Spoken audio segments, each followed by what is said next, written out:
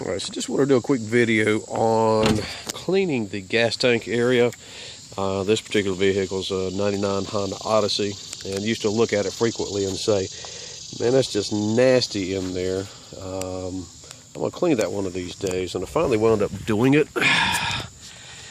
So you can see this is really came really clean, and this particular little gas cap holder will just kind of remove, and you can get back in there behind it a little rather easily at that point, and it just kind of wraps around and goes back in place. Hold the gas cap, but I think you can see that pretty well.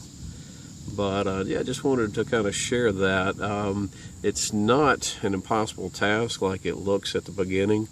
All I really did was just get a toothbrush and some general cleaner, and just kind of went to work and took a couple rags, which are not going to be usable when you're done because it's pretty nasty.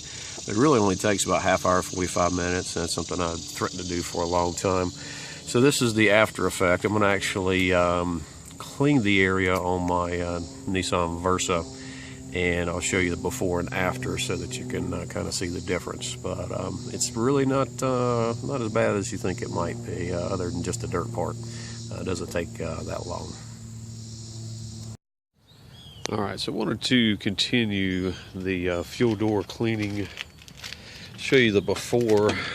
You can see it's pretty junky looking and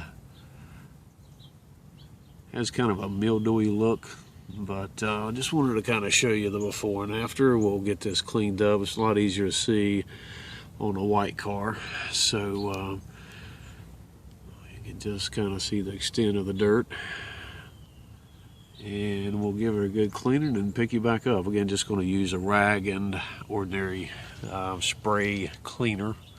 Nothing fancy or name brand, just a little bit of elbow grease, and it should get cleaned up real nice. Alright, so I got a lot of it cleaned off. As you can see, still some areas and along the ridges and in the harder to reach areas. I actually went ahead and just sprayed the inside of the plastic and rubber assembly around the gas tank cap, and got it looking good as well. But what I'm not doing is spraying anything that's going to get inside of the gas tank. Basically spraying everything around it with the cap in place, and then just wiping the cap off by hand. So we're going to get some of the smaller areas cleaned up, and I'll pick you back up once the kind of the nook and crannies are done. But looks a whole lot better than it did at the beginning. Alright, so I got a finished product here on the fuel door. Hopefully that's coming through really good on video. But yeah, we basically have gotten pretty much every inch of it cleaned, and it's looking really good. The one of the things is get behind the fuel door.